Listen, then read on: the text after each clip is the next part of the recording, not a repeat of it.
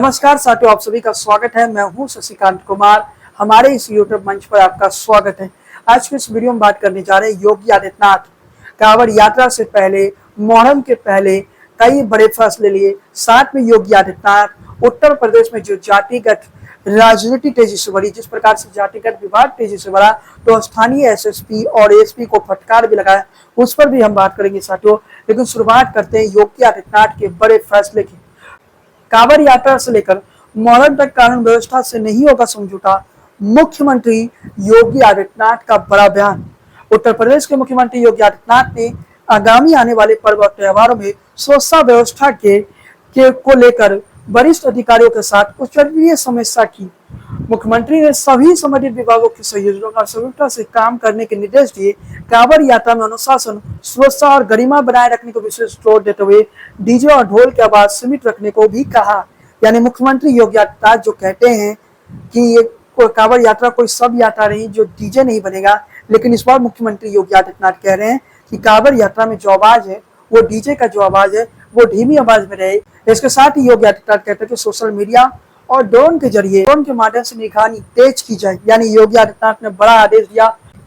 यानी उत्तर प्रदेश के मुख्यमंत्री योगी आदित्यनाथ ने कांवड़ यात्रा पर एक बड़ा निर्णय ले लिया और साफ तौर पर कह दिया कि कांवड़ यात्रा में किसी प्रकार की कमी नहीं रहनी चाहिए। कांवड़ यात्रा की जो व्यवस्था है वो बढ़िया से किया जाए। जो संवेदनशील इलाका है वहाँ ड्रोन से निगरानी रखा जाए, सोशल मीडिया पर निगरानी रखा जाए।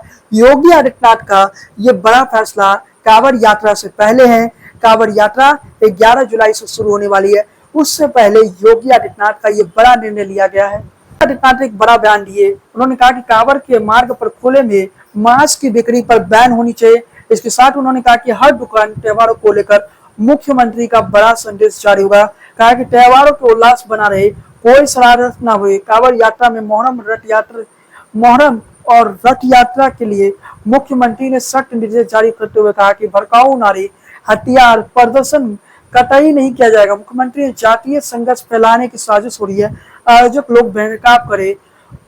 कौसाम्बी और इटावा की घटनाओं पर जातीय संघर्ष फैलाने की साजिश। कौसाम्बी और इटावा की घटना यूपी में जातीय संघर्ष फैलाने की साजिश है। ये बातें योगी आदित्यनाथ कह रहे हैं, बड़ा बात योगी आदित्यनाथ कह रहे हैं। योगी आदित्यनाथ सीधे तौर पर जो घटना इटावा में हुआ, जो घटना कौसाम्बी में हुआ, इन दोनों घटनाओं पर कह रहे हैं कि ये जातीय संघर्ष को बढ़ावा देने की है, ये जातीय लड़ाई को फैलाने की कोशिश है। एक तरफ योगी आदित्यनाथ कहते कांवड़ यात्रा, मुहर्रम और रथ यात्रा को लेकर योगी आदित्यनाथ सख्त गाइडलाइन जारी, ये कहते हैं कि नियमों के दायरे में रहकर इन तमाम धार्मिक आयोजन हो। दूसरे तरफ उत्तर प्रदेश में जातीय हिंसा फैलाने की कोशिश है, जातीय लड़ाई करवाने की कोशिश है। ये बातें योगी आदित्यनाथ कहते हैं। एक तरफ योगी आदित्यनाथ जहां आने वाले पर्व और त्योहारों को लेकर एक सख्त गाइडलाइन देते हैं और कहीं ना कहीं जो प्रशासन के लोग, योगी आदित्यनाथ आने वाले तीनों पर्व को देखते हुए कानून व्यवस्था को लेकर उच्चस्तरीय समीक्षा की बैठक की। बैठक में प्रदेश के सभी पुलिस कमिश्नर और जिला अधिकारी और पुलिस के साथ विस्तृत बातचीत भी उन्होंने किया और सबको कहीं ना कहीं सख्त गाइडलाइन दिया। दूसरे तरफ वो कहते हैं कि उत्तर प्रदेश में जातीय हिंसा फैलाने की कोशिश है, अब ऐसे लोगों को भी बख्शा ना जाए। ये बातें योगी आदित्यनाथ कहते हैं। उत्तर प्रदेश के इटावा में यादव जाति से आने वाले लोगों ने कथा सुनाया, जिससे आप कह सकते हैं ब्राह्मण समाज के लोग आक्रोशित हो गए। यादव समाज से आता था कथा सुनाने वाला व्यक्ति, उसने अपना नाम छुपाया, उसने अपना नाम ब्राह्मण बताया। इस कारण से ब्राह्मणों ने पिटाई कर दी। उसके बाद वो मामला काफी ज्यादा बड़ा हो चुका था और जिसके बाद कहीं ना कहीं योगी आदित्यनाथ ने अफसरों पर कहीं ना कहीं गुस्सा निकाला और योगी आदित्यनाथ ने 2 कथावाचकों की पिटाई और सिर मुड़ाने के सामने इस पर पुलिस ने पिटाई करने वाले 4 आरोपियों के खिलाफ केस दर्ज कर दिया। अब दोनों कथावाचकों पर भी केस दर्ज कर दिया। उन पर फर्जी आधार कार्ड बनाने और जाति छुपाकर धोखाधड़ी करने का आरोप लगा। इस पूरे गांव में तनाव का माहौल। यानी योगी आदित्यनाथ जो अपने हाई लेवल की बैठक बुलाते हैं, उस हाई लेवल में तमाम मुद्दों पर बात करते हैं और कठोर से कठोर कानूनी कार्रवाई की वो जिक्र करते हैं। ये जो लोग जातीय संघर्ष फैलाने की कोशिश करे तो उत्तर प्रदेश में उन लोगों पर एक्शन लिया जाए। और योगी आदित्यनाथ की बातों से स्पष्ट नजर आ रहा है साथियों कि योगी आदित्यनाथ सख्त है। उन्होंने कहीं ना कहीं सख्ती से ये कह दिया कि जातीय संघर्ष उत्तर प्रदेश में ना फैले, इस बात का ध्यान रखे प्रशासन। और साथ में सावन के जो महीना में कांवड़ यात्रा निकलता है, उस पर भी योगी आदित्यनाथ का कठोर निर्णय आ चुका है। योगी आदित्यनाथ ने कहीं ना कहीं बड़ा फैसला लेते हुए कह दिया कांवड़ यात्रा जिन रोड से निकलेगा वहां पर मांस की बिक्री नहीं हो सकती है। और दूसरी तरफ जो कथा सुनाने वालों के साथ हुआ और उसके बाद जो जातीय बातें जो फैली उस पर भी योगी आदित्यनाथ ने बड़ी बातें कही। योगी आदित्यनाथ ने उस विषय पर भी कहीं ना कहीं एक बड़ा बयान दे दिया कि आने वाले वक्त ही बताएगा योगी आदित्यनाथ का इस एक्शन के बाद, योगी आदित्यनाथ के इस हाई लेवल की बैठक के बाद उत्तर प्रदेश में क्या होता है। लेकिन इसके साथ ही बताते चले कि आज ही उत्तर प्रदेश से एक घटना सामने आई जहां यादव समाज के लोगों ने कहीं ना कहीं विरोध करने निकले और थाना का घेराव करने निकले। उस दौरान हिंसक झड़पें पुलिस और यादव समुदाय के लोगों के बीच में हुआ, यादव जाति के लोगों के बीच में हुआ। वो आप तस्वीरों में, वो आप वीडियो में देख सकते हैं किस प्रकार से उत्तर प्रदेश में ये घटनाएं हुई। और कहीं ना कहीं बड़ा सवाल खड़ा होता है साथियों, कहीं उत्तर प्रदेश में ये सब कुछ जो हुआ ये बड़ा सवाल निशान खड़ा कर रहा है।